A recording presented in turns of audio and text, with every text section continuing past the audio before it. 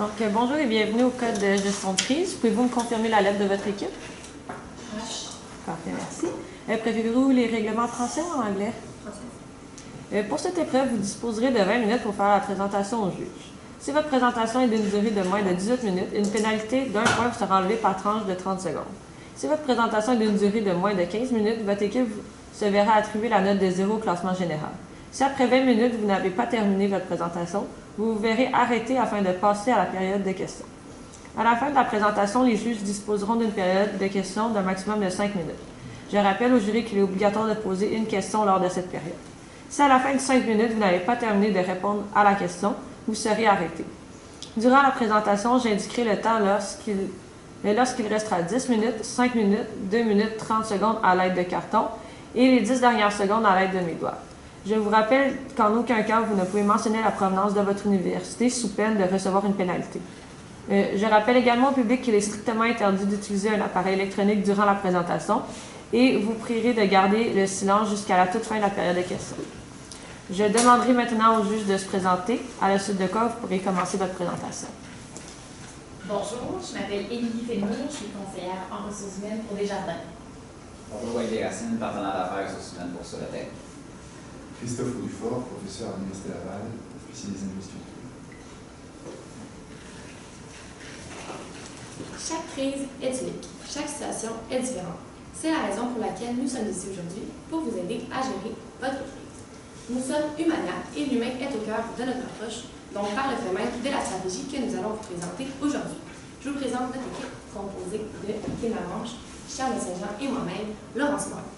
Notre mandat aujourd'hui est de mettre sur pied un plan d'action concret qui inclut la mise sur pied d'une équipe de travail et l'élaboration d'un plan d'action pour aider la population touchée par le sinistre. Donc aujourd'hui, nous allons commencer par faire une analyse de votre entreprise, puis de l'environnement externe. Nous allons continuer avec les faits, un plan d'action ainsi qu'un échéancier, puis finalement une synthèse. Donc pour ce qui est de l'analyse globale, vous avez plusieurs forces à mettre de l'avant dans la situation présentement. Premièrement, vous avez une bonne mission, donc votre but ce n'est pas de faire de l'argent, c'est vraiment d'aider la population.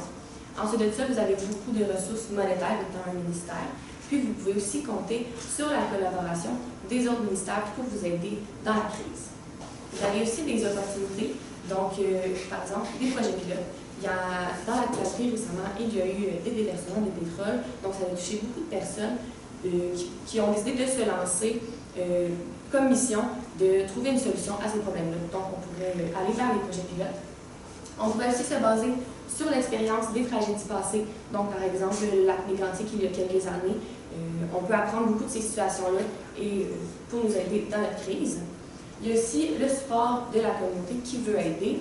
Puis, on est samedi, donc les semaines le monde travaille du lundi au vendredi, donc on peut profiter du fait que c'est samedi, il y a moins de gens qui travaillent, on va avoir plus de bénévoles pour nous aider.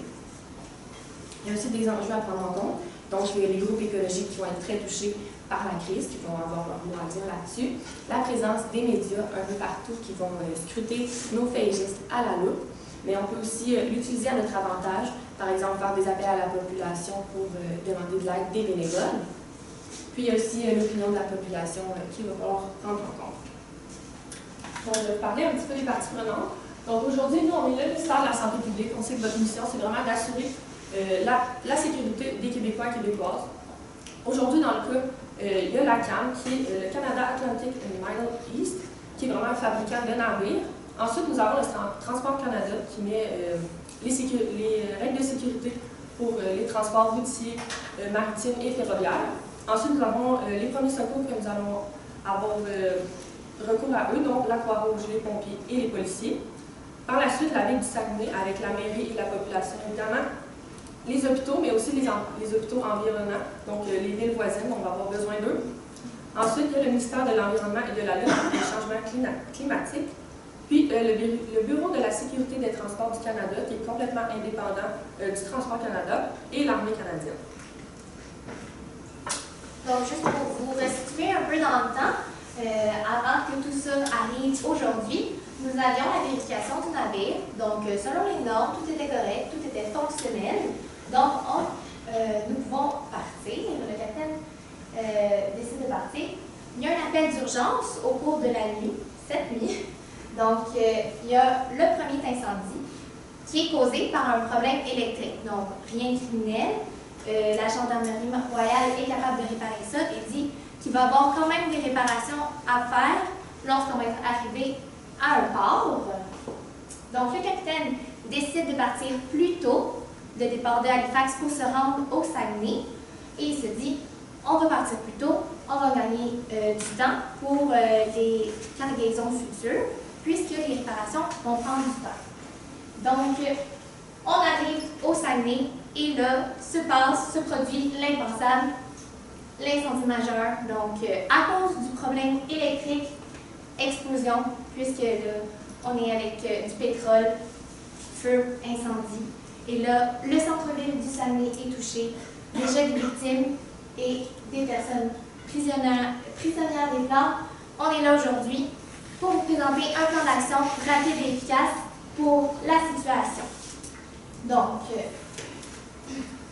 avant, on voudrait dénoter aussi des petites problématiques passées qui auraient pu empêcher cette situation-là d'arriver aujourd'hui. Premièrement, repousser les réparations, arriver à un autre port, le port du Saguenay, là on était à Halifax, on aurait pu et dû faire les réparations immédiates dans le panneau électrique, tout le système électrique. Peut-être que ça ne se serait pas passé. Il y a aussi plusieurs accidents qui sont arrivés avec justement la compagnie qu'on fait affaire aujourd'hui, le CAME, dont 6 déversements à une année. C'est vraiment beaucoup, donc c'est à se demander, est-ce que les normes et les procédures de sécurité sont assez élevées pour justement limiter des accidents comme ça, des déversements? On aurait dû se remettre en question avant. Et les vérifications ont été faites selon la loi de 1992, ce qui fait quand même longtemps, on est rendu en 2019. Peut-être qu'il y aurait pu avoir une nouvelle loi qui aurait passé avec des normes et des procédures plus sévères. Et l'absence de procédures efficaces, on aurait dû justement mettre en place des procédures efficaces pour le système de sécurité. Et dernièrement, la ville de Saguenay repoussait toujours le dossier justement du danger de navires à son port qui contenait des matières dangereuses. On aurait dû mettre en priorité ce dossier-là puisqu'il y a des vies qui sont en jeu. Donc, je vous présente aujourd'hui notre stratégie qui était de mettre en place une équipe de travail efficace pour l'incendie et les sinistrés et les écosystèmes. Et on va commencer avec Charlotte qui va nous présenter le comité de gestion de crise. Donc oui, étant en gestion de crise, dès maintenant, en sortant d'ici, il faut vraiment avoir une réunion d'équipe. Notre réunion d'équipe, on la débute vraiment avec notre chef de direction de planification et des opérations de secours. Donc avec lui, premièrement, on va regarder notre plan d'action qu'on vous présente aujourd'hui. On veut avoir ses rétroactions face à ça. Puis par la suite, on va vraiment faire notre comité de gestion de crise. Donc, dans notre comité, on va avoir les membres, donc les chefs de pompiers, qui vont vraiment s'occuper de limiter la propagation d'incendie. Donc, eux, ça va être vraiment leur secteur, tout ce qui est incendie. Par la suite, le chef de la police va s'occuper de plus, un peu aider les bouchers, aider tout le monde, dans le fond, que ce soit dans les écoles qu'on va vous parler tantôt, et les autres places, assurer la sécurité des citoyens. Par la suite, le directeur des hôpitaux, donc comme on vous a dit, on veut vraiment faire affaire avec les villes avoisinantes aussi, pour faire la gestion des flux de patients.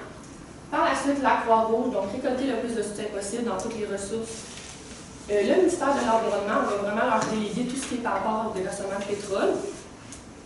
Puis, la mairie du Saguenay, on va faire vraiment affaire avec le maire pour tout ce qui est conférence de presse, mettre sur pied une ligne téléphonique pour que les gens puissent appeler directement, pour que les renseignements soient clairs. Puis, le chef des opérations de la tragédie du lac Mélantique, on pense que vraiment ça pourrait être un allié là-dedans parce qu'il a déjà vécu une gestion de crise qui ressemble à la nôtre. Donc, notre comité va vraiment nous aider parce que nous, on va leur transmettre l'information à eux, puis eux vont vraiment distribuer leurs tâches. On va seulement faire affaire avec notre comité.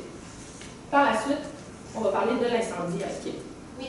Donc, premièrement, l'incendie qui fait rage en ce moment. Notre objectif, c'est de limiter les victimes et les dommages. Donc, pour ça, on va faire appel à le plus de personnes possibles qui peuvent nous aider. Donc, je pense à l'armée canadienne qui sont là, justement, lorsqu'il y a des situations comme ça, qui viennent nous venir en aide. Et un appel à tous. que ce soit des pompiers de villes avoisinantes, des pompiers retraités ou des policiers qui vont aussi venir nous aider. On prend toute l'aide possible pour faire face à cette situation de crise.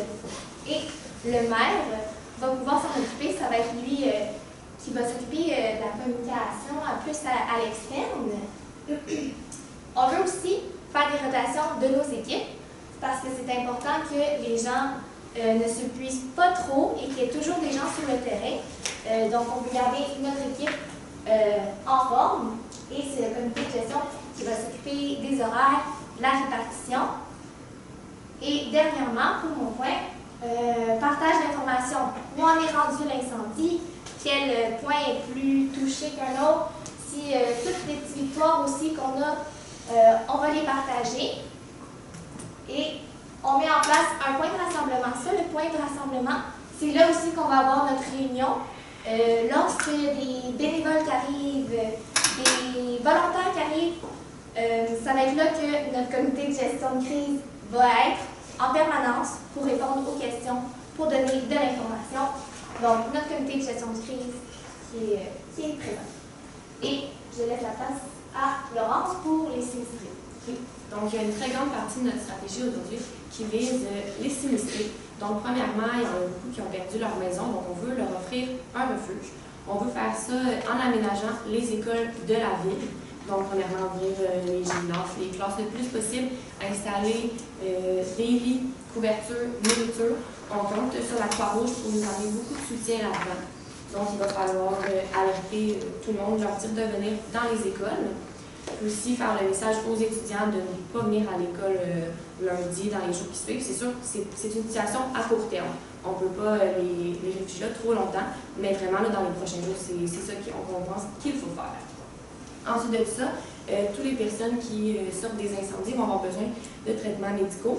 Donc, pour ce qui est des situations les plus graves, on va les envoyer à l'hôpital le plus proche directement pour avoir des soins.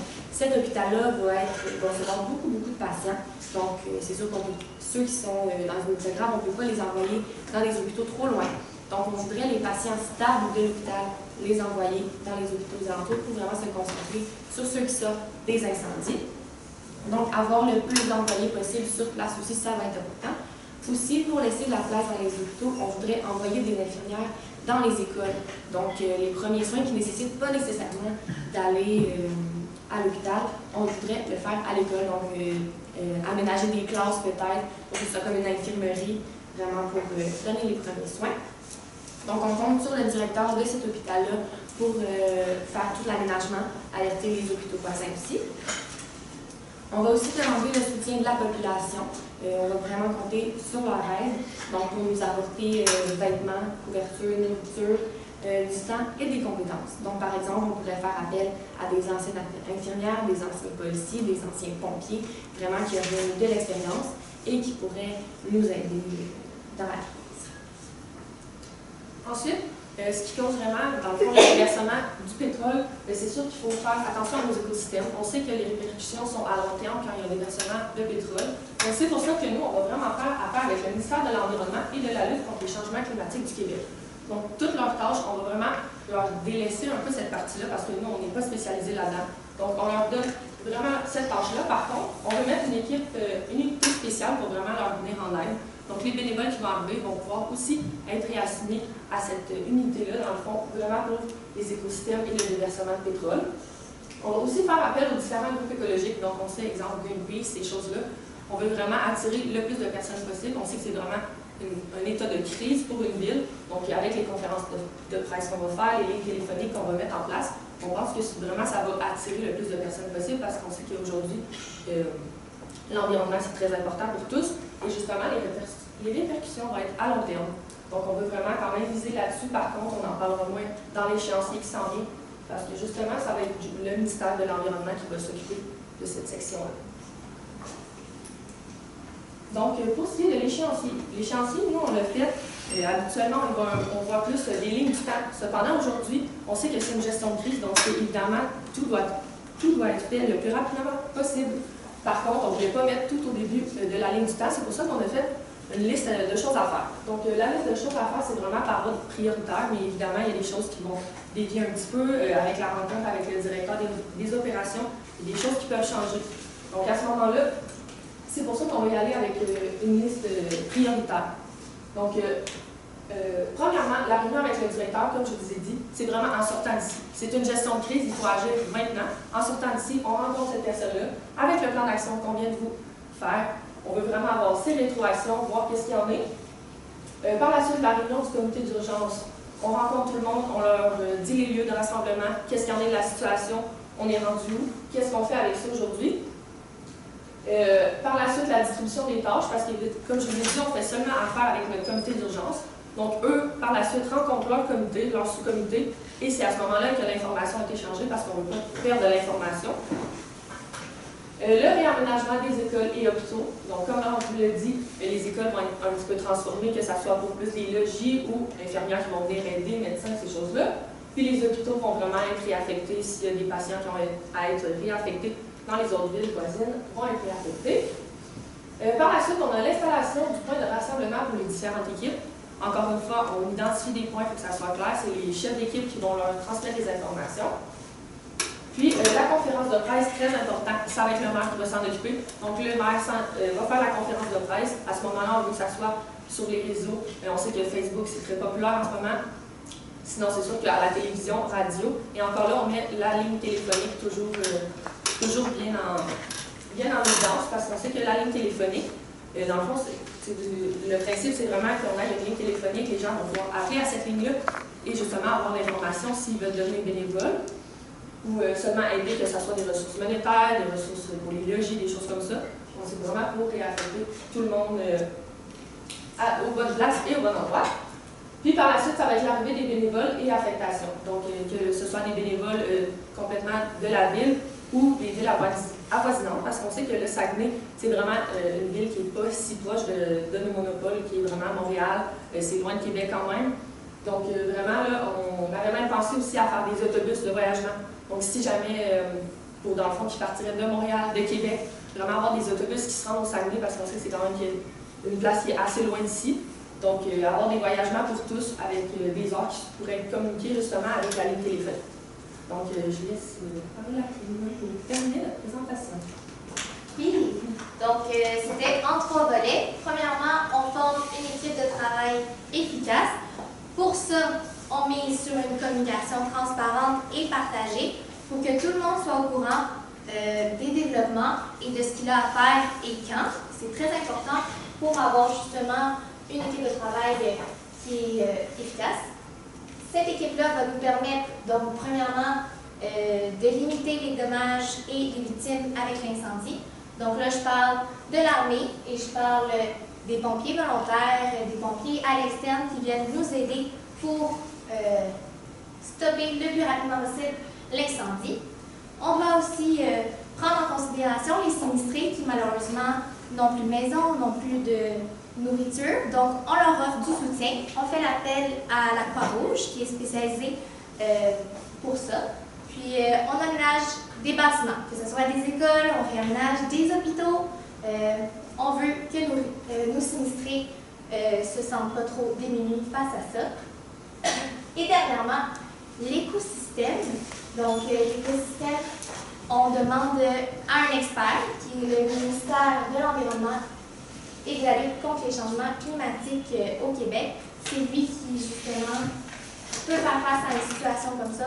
On va essayer de limiter les dégâts sur les écosystèmes parce qu'on sait que ça prend beaucoup d'années, beaucoup de temps avant que les impacts soient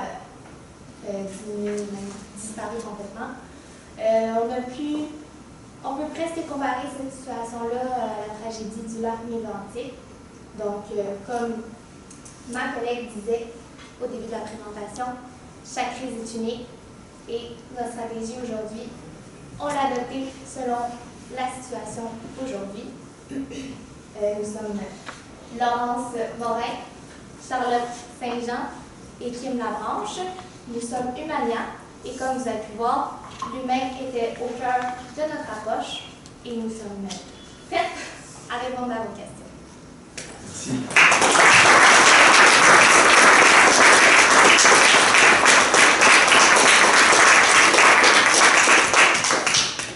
J'aurais besoin de quelques précisions par rapport à votre plan de com. Donc, vous parlez d'une conférence dans votre échéancier qui mettez par ordre de priorité, donc au point 6, la conférence de presse probablement. J'aimerais savoir qui va tenir la conférence de presse et quel sera le message? C'est sûr que ça va être le maire, parce qu'il va être dans notre comité d'urgence, le maire. Puis on veut vraiment que ça soit notre fil conducteur, dans le fond, avec la conférence de presse, puis aussi la population. Donc, ça va être lui qui va être dans la conférence de presse. Puis le message, ça va être vraiment qu'on a besoin de ressources. Parce qu'à ce moment, l'incendie est encore là. Par contre, il y a peu de population, exemple des pompiers qui peuvent aider, mais on va vraiment aller chercher d'autres ressources. Donc, que ce soit les logis, monétaires, nourriture. Aller chercher vraiment de l'aide pour que ce soit présentement, après, dans les jours qui suivent, même les heures qui suivent. Puis, est-ce que vous avez prévu d'impliquer ou non notre premier ministre? Oui, pour la conférence de presse aussi, ça peut être vraiment utile, vraiment, d'amener pour la visibilité, c'est sûr. Là. Surtout qu'on va, dans le fond, pour la communication à la télévision, à la radio. Mais oui, avec la mairie, ça peut être intéressant.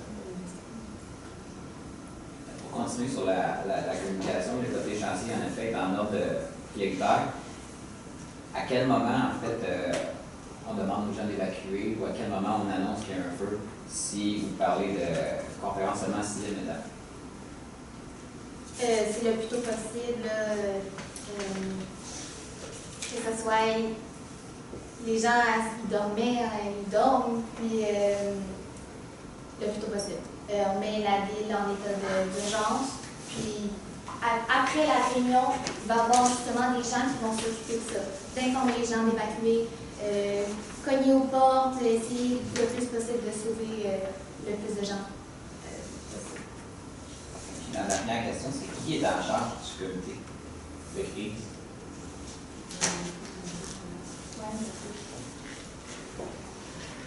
Dans le fond, nous, présentement, on est les consultants. Donc, on est les consultants du ministère de la Sécurité.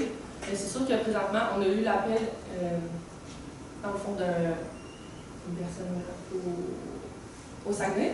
Par contre, c'est sûr que ça va être la direction de la planification des opérations avec nous, les consultants, qui va présenter le plan d'action. Et si possible, à ce moment-là, après ça, on va être avec, dans le fond, tout notre comité. Donc, dans le comité, il va y avoir la mairie du Saguenay. Mais en ce moment, ça va être vraiment notre comité, puis avec nous, les consultants. Alors, une question peut-être de précision par rapport à ce qui vient d'être demandé.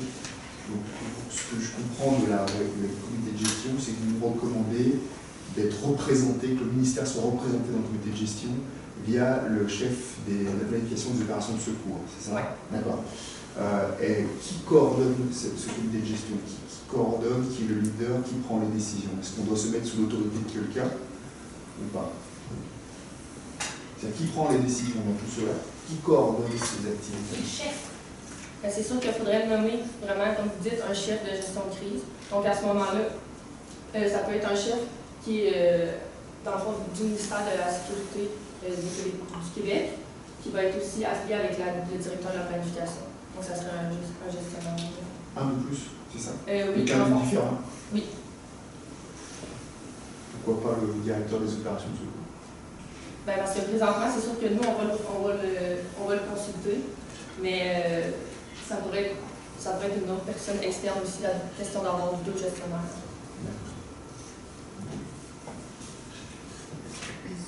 Merci. Merci beaucoup.